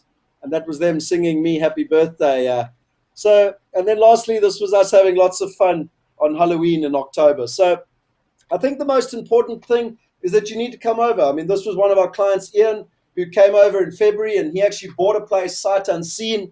He decided that he would take what someone like James had said, and he knew what was going to happen with the rand, and so he bought. But he still came over on the trip, and he saw his house, and he was so impressed that him and his wife have actually bought another 2 properties. They were so impressed by the quality of the house, the quality of the finishes, the tenant. They actually ended up getting $100 more than they were told. But if you are interested, go and look at all our testimonials. We've got loads of testimonials. Go on YouTube and do a search for USA Buyers Trip. And I think you'll really get a feel for the experience that people get on the buyers trip. And then do remember that over 70% of our clients that buy don't come to America. We highly recommend it. We really want you to join us. It's lots of fun. But a lot of our clients are really busy. Their businesses are going really well. They just don't have the time. And so they actually give us a mandate. And while we're on the ground, we are their ears and eyes, and we help them take advantage. So if you're interested in either the buyer's trip, just put in buyer's trip and we'll get back to you with more information. Or if you're interested in mandate, just put in mandate and I'll be able to get back to you with more information. And then lastly, I just wanted to let you know about our USA Investor Club. We're launching it. It's very exciting. We've had a huge amount of our clients actually ask us for the USA Investor Club. And the whole philosophy behind it is what Richard Branson says. And Richard Branson says, you're only as good as the 6 closest people around you. And so a lot of our clients have actually asked us, for a club so that they can get together, they can meet with each other, they can ask the like-minded opportunities, they can discuss in terms of any challenges they've had, we can problem solve in terms of problems that have come up, they can meet other investors, and most importantly, they can be kept abreast with what is actually happening in America. So we're launching the USA Investors Club. It's open to anyone. You don't need to be an IPS investor. Anyone that's invested in American property or wants to invest in American property is welcome to come along.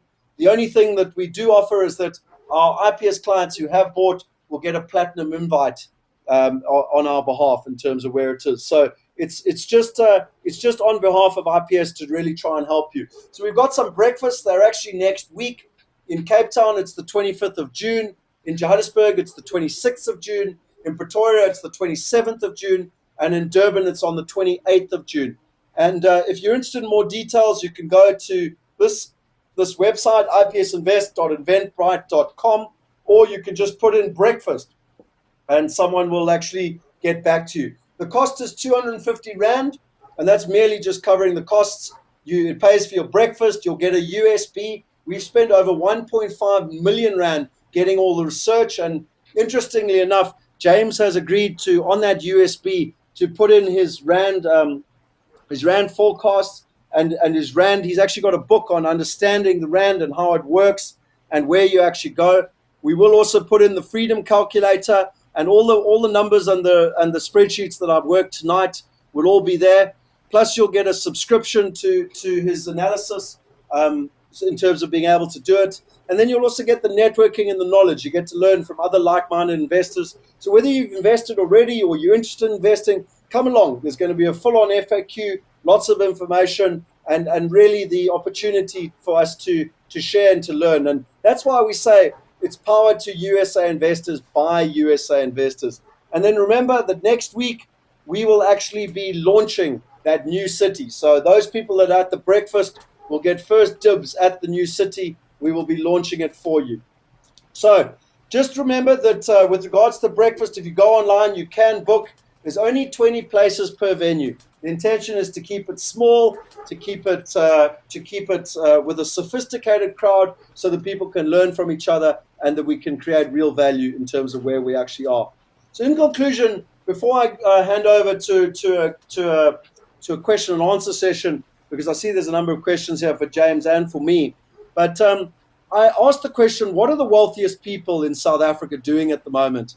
And something that really, unfortunately, there's a lot of sentiment around this, but one has to look at the facts and figures. And there's actually, if you go and do some research, Mark Shuttleworth is currently taking on the Reserve Bank.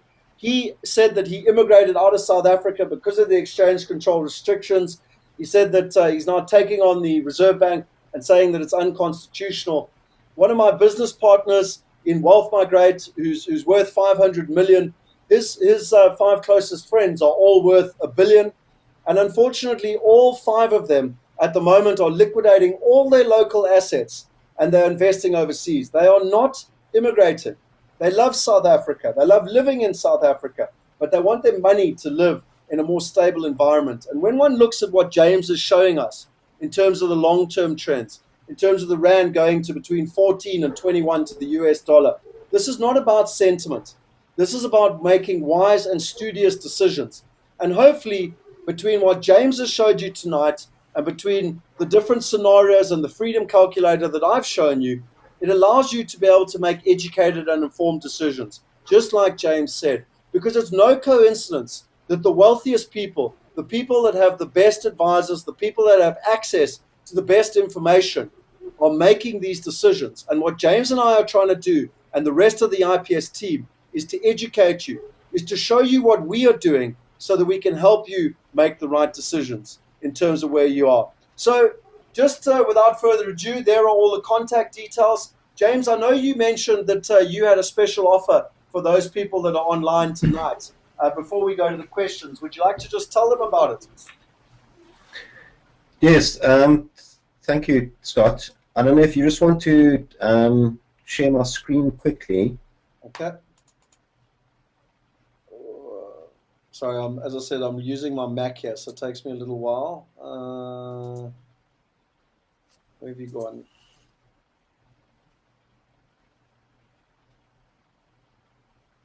Hang on, I'll find you now. There you are. Okay, right. Make presenter. Okay, you should be able to be the presenter now. Okay. It should be a little screen coming up for you. Yeah.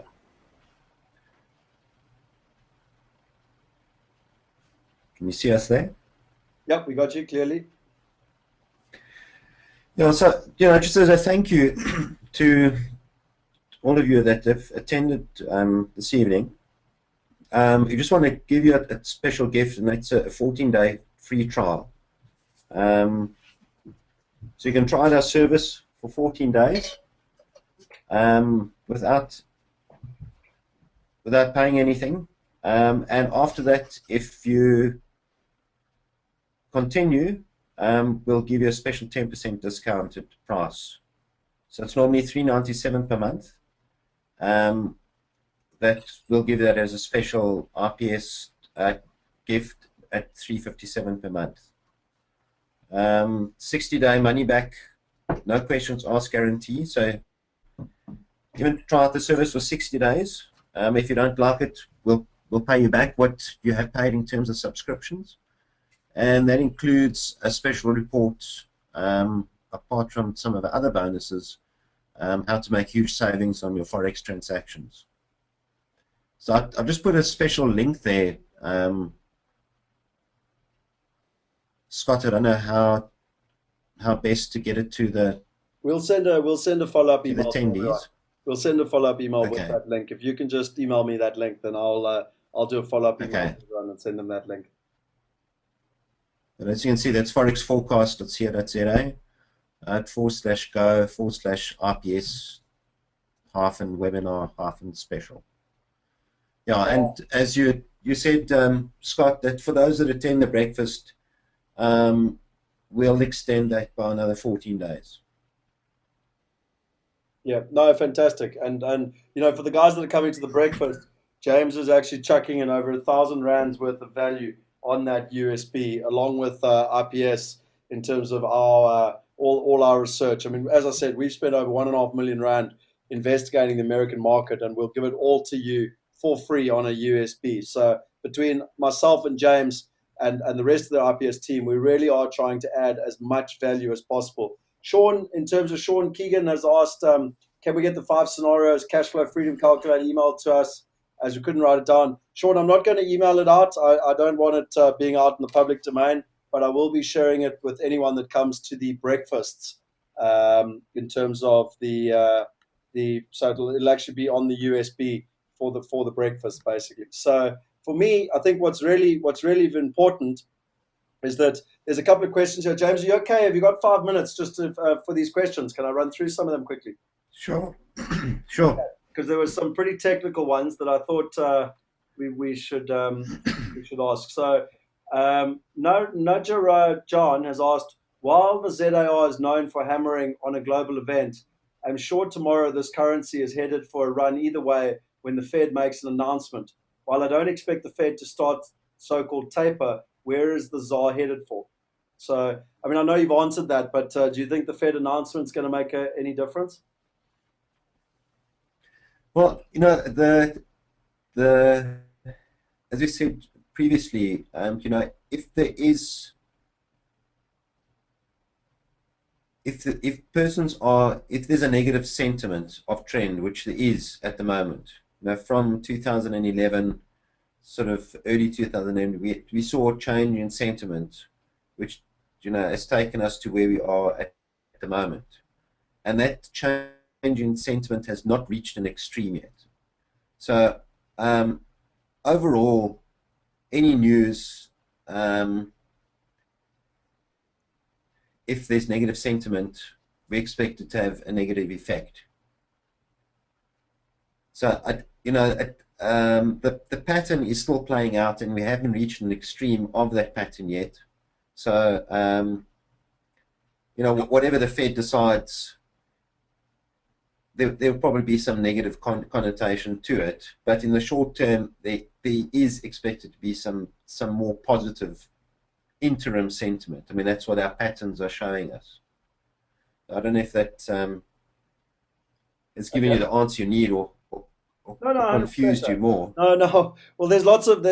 I mean, there are lots of, and I mean, at the end of the day, if people want to get hold of you and get your research, then this is. But let's just try and get through some of the questions here for people. Paula said, any chance of seeing a similar projection for the euro? Yes, Paula. James has it for the euro and for the pound. I'm right in saying, James. So the dollar, pound, correct. And euro. Yeah, and you'll get that 14-day free trial is for you can get it on all three. Fantastic.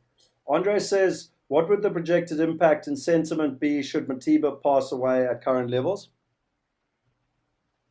Yeah, again, I don't look at any. People are surprised when they hear this, but I don't look at any news or any fundamentals or any economic release of data when looking at the future at my forecasts, because all of that is actually priced into the market. You're looking at person's sentiment, and often, okay, Madiba's, if he passes off, it is an event that's happening now, but it's not that persons haven't been expecting it for some time. So that it won't involve a major change to that pattern of sentiment. Okay. And then what about, can these graphs take into account radical politics, for example, what happened in Zimbabwe? Yeah, again, I can't tell you what what the radical politics are going to be going forward, but those patterns of trend are in place. And it could be that the reason why we end up at 14 to 21 is that there have been some radical changes in politics. I can't tell you that, but what I can tell you is that those patterns of sentiment are taking us there. Okay. Viv Brown asked a question, which I presume for me. He said, and what happens if property crashes in America? It's a good question, Viv. I went over in April last year and spent a lot of time analyzing that. I went with very negative view because I went to America in 2010 and I spent 5 weeks there with my wife in 2010. And I decided that it was too risky for me to invest. So when I went back in April 2012, I went with a very different, with a very negative view to try and punch holes in the argument. And I'm very comfortable that if I'm buying property at 50% below replacement value, plus I'm getting a net yield of 8.5 to 13%, then that certainly provides me with a huge amount of firepower to ride through any recession, like I did in London with my numerous properties. And I, at the moment, don't feel the same way about London, where I'm buying properties at prices that are higher than they were pre the Lehman crash, and thus I feel a lot more exposed. to market changes. So that's very much why I'm investing heavily at the moment in America. A lot of people are asking about me sharing the sheets. As I said, they will be available at the breakfasts. You mentioned that the income was guaranteed. How is that possible? It's not necessarily guaranteed, not in South Africa nor in America. But what I've done is I've worked on long-term averages. So the average over the last 30 years so that we can use long-term trends, just like James is doing. None of us can predict the future, but the best way to predict the future is to see what's happened in the past and to understand the fundamentals and to go forward, basically. Right. Do you have data on properties in the UK as the pound is also strengthening against the rand? I think we've answered that for you, Andre. Yes, yes, James does, and will be included. We've got lots of people asking for the video. We've got lots of people asking for the rand. Please forward James's info, presentation questions. Is Europe, Spain, Portugal specifically a good project? James, I'm not sure if you want to answer that from a euro perspective. I'll answer it from a rand perspective. Desmond asked the question. Just repeat the question. Well, just the question is just is the euro a good thing to be looking at the moment? Against the rand. Yeah. Yeah, we're pretty much tracking similar sort of patterns to the dollar at present. They're expecting some retracement before hitting a bit higher again. But overall, I think we might see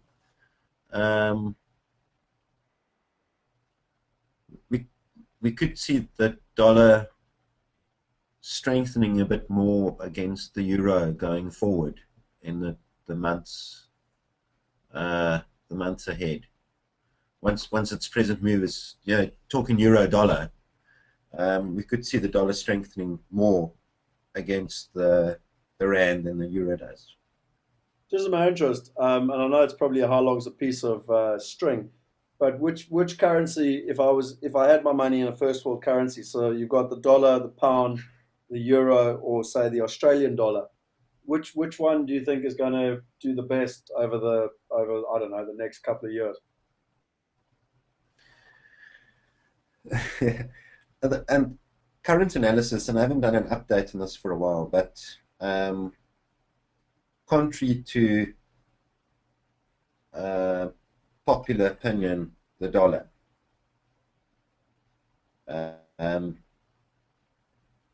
Long term, perhaps not, but the next few years, it's likely to strengthen against other currencies. Okay. And then just to answer Desmond's, in terms of property in Spain and Portugal, Desmond, I've been investing in international property since 1999. I've helped over 2,000 people invest internationally, and I lived in London for 9 years, investing in London and attending all the big shows. So even though I've never invested in Portugal or Spain, I've had the privilege of traveling all over Europe. I've had the privilege of witnessing all the different markets and how they work and understanding the fundamentals. And unfortunately, the biggest problem you got in Spain and Portugal is that there's a massive oversupply of properties. There's very little rental demand, and in a place like Portugal, there's over 700,000 homes that has been oversupplied, homes or apartments, and that is why the government is actually trying to get the European Union to let them to give away passports if people buy property. And the whole idea behind it is that they want to take up the huge discrepancy between supply and demand, with people basically wanting passports, EU passports, and thus starting to stabilize the economy. Now, for me as a property investor, those fundamentals don't make any sense to me, because not only does the EU not want Portugal to give away easy properties, and neither Spain, neither Cyprus for that matter, or any of the other markets that have huge strategic and fundamental problems in their economic in the economy and in their property market.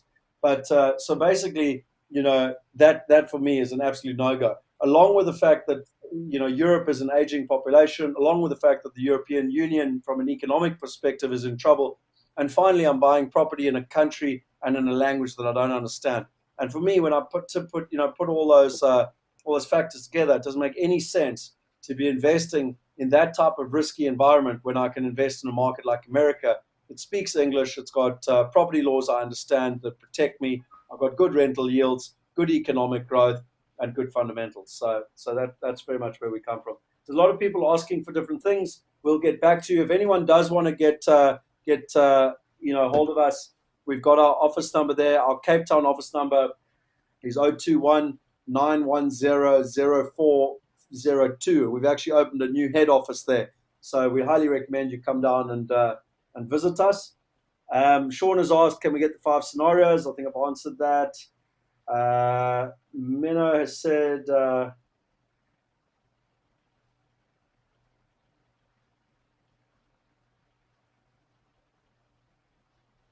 okay, Menno's asked for a one-to-one meeting. Menno, I'll get that set up with Michelle. We'll be able to sort that out so that we can get that sorted in terms of where we want to go. Naja John has asked, whenever the currencies have a free fall, the central bank intervenes, say, but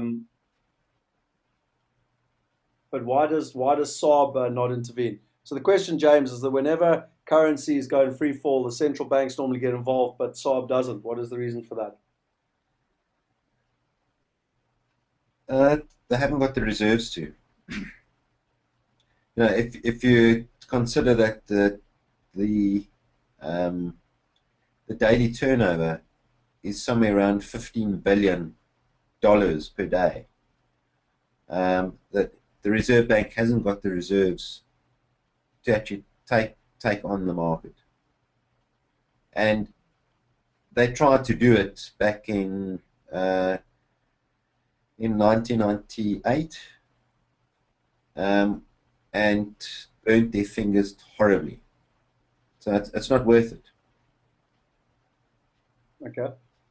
Bill Golding has asked a question for me. He said, if as some predict, the dollar loses its status as a world reserve currency, what is likely to happen to the US property values? Bill, that's a fantastic question. Funny enough, when I went there in April last year, that's exactly one of the 3 major risks that I outlined, and I can send you my free ebook. If anyone wants the ebook, just type in ebook and I will send it to you. And you'll actually see in that ebook that I discussed that. I went and I met with Wall Street bankers. I met with an economist. I met with Dr. Dolf de Roos. I met with a huge amount of people to understand that risk. And I came to the conclusion that the biggest threat was obviously either the euro or the Chinese yuan. And the euro, for me, is in such a state of, inconsistency at the moment. We're not even sure if they're going to stay together. That we don't see that as being a major risk. So that left us with the yuan. And I chatted with a good friend of mine that I studied at UCT with. He's now a banker and one of the head of bankers, actually, with one of the Swiss banks based on Wall Street. And for me, he's based with UBS, just in case you want to know which one. And I spoke to him a lot about it. And he said, listen, there's 2 major reasons why it won't happen. Firstly, the world will never allow the yuan to become the world currency because it's too restrictive. There's too many controls. And secondly, the Chinese government has vocally come out and said that they don't want it to happen because it would mean that the yuan would increase in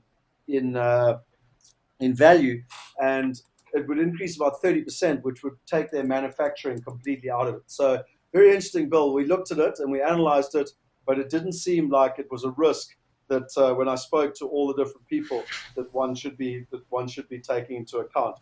However, saying all of that, I still believe that you just come back to the fundamentals of what it is that you're buying, looking at a net return, looking at the demand and supply, the fundamentals of property, and whether one can get a good income from that property. Alistair Thorne has said, Scott, what is your feeling about a dead cat bounce in the US? Alistair, I think it's a very good question. Again, I think that from my experience and having gone back there every 3 months, I do believe that sentiment has changed. And we've certainly noticed, and I'm sure that my partners who've been over with me would attest to it, it seems to be far more than a dead cat bounce. Sentiment has really started to change in the right direction. There's a lot of momentum. There's economic growth. The unemployment is down. But I do believe that even if there was a dead cat bounce, and even if property and the market was to, even if the economy was to go sideways or even down again, I'm still buying a property at 50% of replacement value with a net yield of between 8.5% to 13%, And just like I did in London, I would ride that wave. And the most important fundamental for me comes down to not capital growth, but the reliability of the income, my partners on the ground, and whether I will be able to actively be able to recover and receive my income on a monthly basis. And I'm very comfortable that I can, and that's one of the reasons that I'm investing there with the idea of income. Another question, James, for you is that Doug has asked, do you actively trade Forex? I do. I mean, how I got into the market was we are tank container investment managers, which is an offshore investment. So from 93, 94 onwards, I was trading funds for clients in bringing those funds back to South Africa and converting them to Rand. But yeah, I trade on the sidelines myself. Okay. Temi has asked me the tax implications, and Desmond has also asked me the future residency rights of buying in America.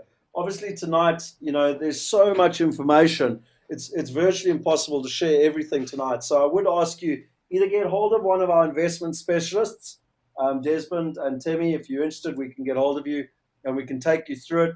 Just let you know, Temi, we've worked with Grant Thornton, one of the biggest top 5 accounting firms in the world. We spent over 140,000 Rand dealing with Grant Thornton South Africa and Grant Thornton America to understand the tax consequences. So we've got a full opinion on it, the best way to do it, the most viable way and the most tax efficient way to be able to do it. So we've done all that.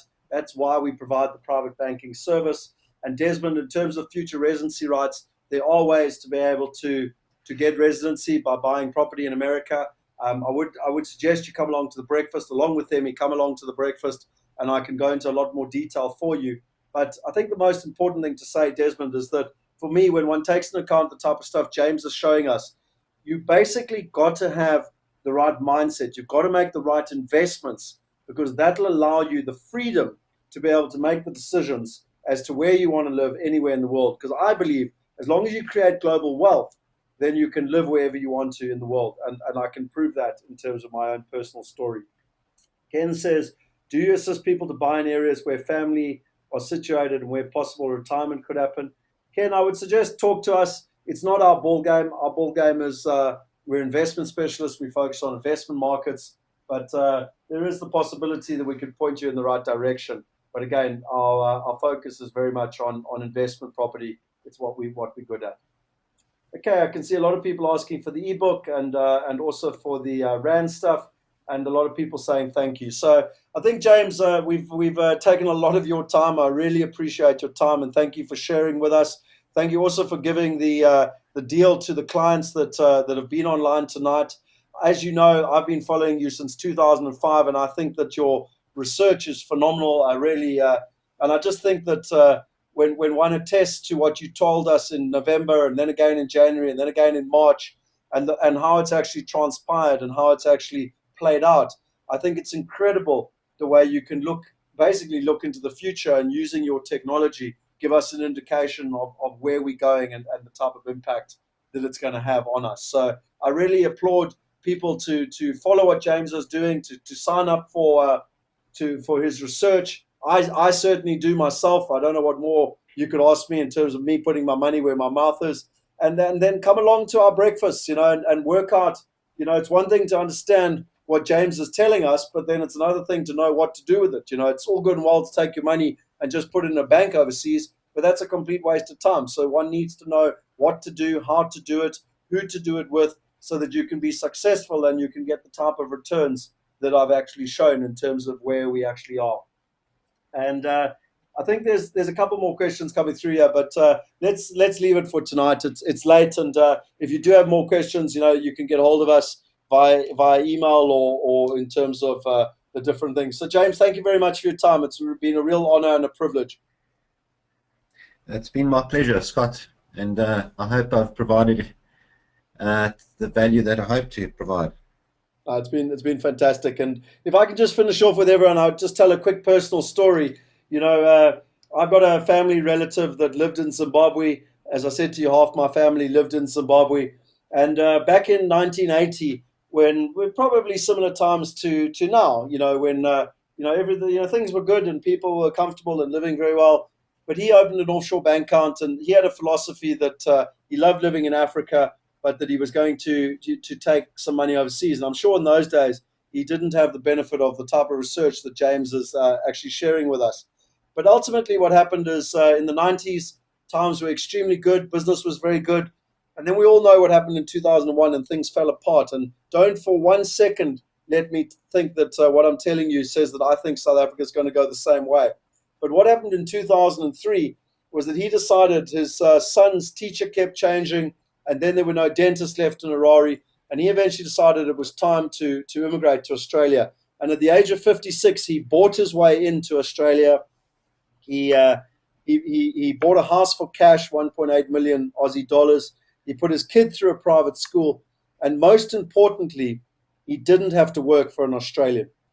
And for me, that story sums up what we are trying to teach you. Because James is giving you an indication of what is happening with regards to the Rand. And we are giving you an indication of how you need to create global wealth. Because if you create global wealth, you not only have wealth preservation, you not only have peace of mind, you not only have a plan B, but it provides you with freedom to make any decisions you want, freedom for you and your family, no matter what you want to do going forward. And that is all that we want to provide you with. And so from all of us here, we really thank you for being online tonight, from the full IPS team. For James, thank you so much for your time. And most importantly, people, please go out there, use this research, use this knowledge, use this technology so that you can make educated and informed decisions. And most importantly, invest with confidence so that you have the freedom going forward to do whatever it is that you want in your life. Thank you very much, and good night.